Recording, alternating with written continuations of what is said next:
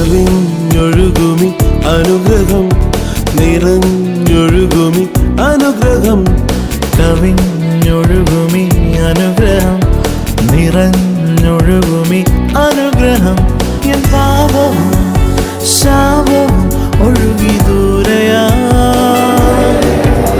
ഞാൻ സൗഖ്യമാ നീതിയാ ദൈവ പൈതലാ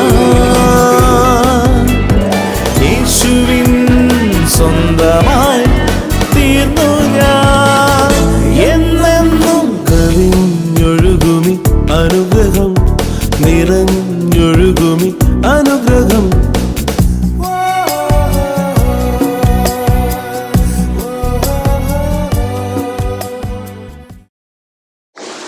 പിതാവിന്റെയും പുത്രന്റെയും പരിശുദ്ധാത്മാവിന്റെയും നാമത്തിൽ ആമേൻ. മത്തായിയുടെ സുവിശേഷം 17-ാം അധ്യായം.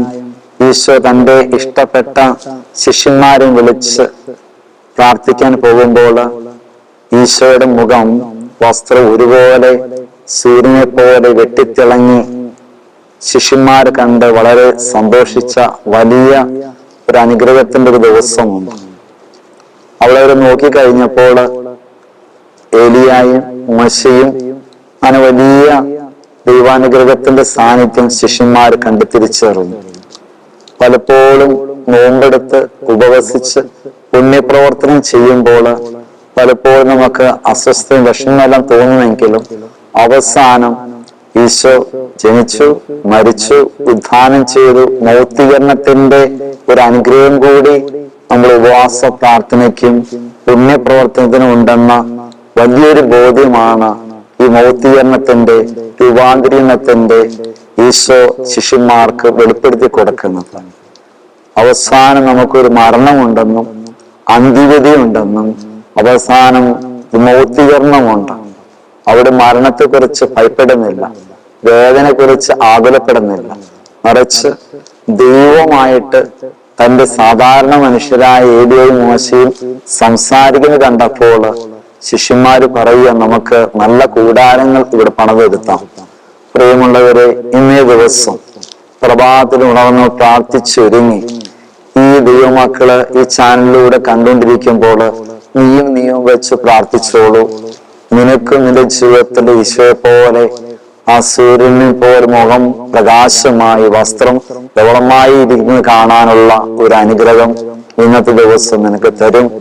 മരണത്തെക്കുറിച്ചോ രോഗത്തെക്കുറിച്ചോ അസ്വസ്ഥപ്പെടാതെ നിന്നെയും ദൈവം മൗക്തീകരിച്ച് നല്ല പ്രകാശത്തിൽ ജീവിക്കുവാൻ, നല്ല വസ്ത്രം പോലെ വെട്ടിത്തിളങ്ങുന്നതായി മാറ്റുവാൻ ദൈവം നിന്നെ രൂപാന്തരപ്പെടുത്തും.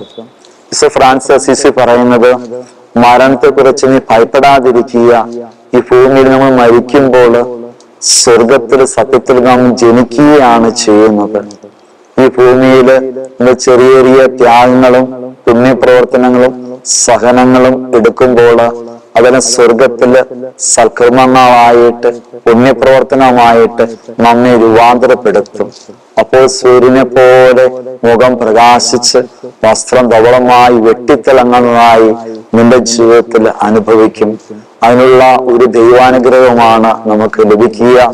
ഈശോയെ പോലെ ഈ ഭൂമിയിൽ നന്മ ചെയ്തു പോവാനുള്ള കൃപ.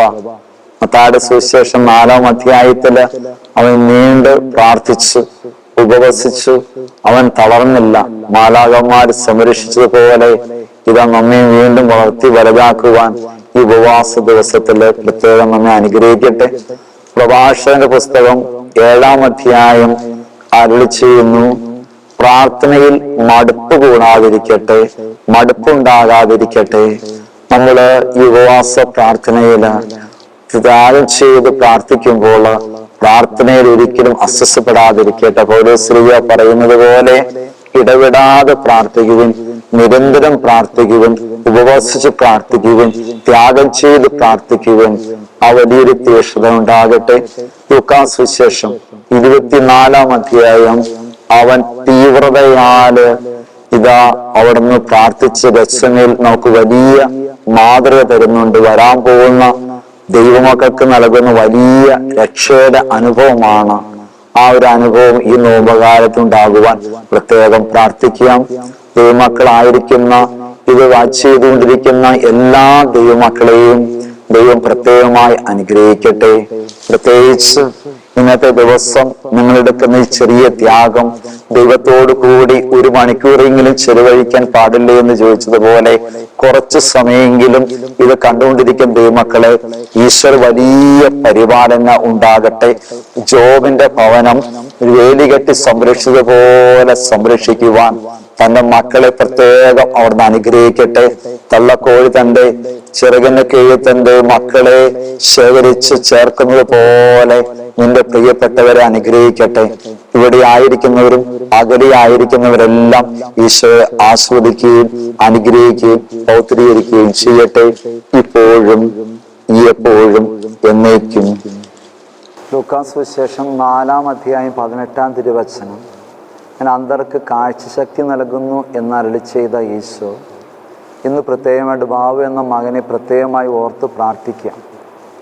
അവൻ്റെ കണ്ണിൻ്റെ കാഴ്ച നഷ്ടപ്പെട്ട് ശരീരവും തളർന്നിരിക്കുന്ന മകനെന്ന് പ്രത്യേകമായി പ്രാർത്ഥിക്കുമ്പോൾ ഈശ്വര വലിയ കരസ്പർശനം അനുഭവിക്കാൻ നമുക്ക് പ്രാർത്ഥിക്കാം. സാവൂളായിരുന്ന മകനെ ഇതാ തൊട്ട് അവനെ സുഖപ്പെടുത്തിയപ്പോൾ പൗലോസ്യായി മാറ്റിയതുപോലെ വിശുദ്ധനാക്കി മാറ്റുവാൻ അവന് വേണ്ടി പ്രാർത്ഥിക്കാം. അവൻ്റെ ഈ ശാരീരിക തളർച്ചയും അവൻ്റെ കണ്ണിൻ്റെ കാഴ്ചക്കുറവിനെയും എടുത്തു മാറ്റുവാൻ ദൈവം സൗഖ്യപ്പെടുത്തട്ടെ. ഈശോയുടെ വലിയൊരു പരിപാലന രോഗിമേൽ കരുണയുണ്ടാകട്ടെ. രോഗികളെ കണ്ടപ്പോൾ അനുകമ്പ തോന്നിയതുപോലെ ഇന്നത്തെ ദിവസം നമ്മുടെ പ്രാർത്ഥന, ഉപവാസം, പുണ്യപ്രവർത്തന ആ മകന് വേണ്ടി കാഴ്ചവെക്കാം.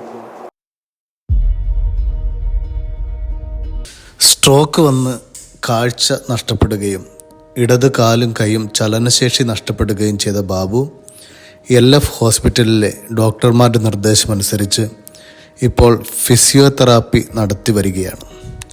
രോഗിയായ പിതാവും ഭാര്യയും 2 മക്കളുമുള്ള ബാബു ഇന്ന് വലിയ സഹനത്തിലൂടെയാണ് കടന്നു പോകുന്നത്.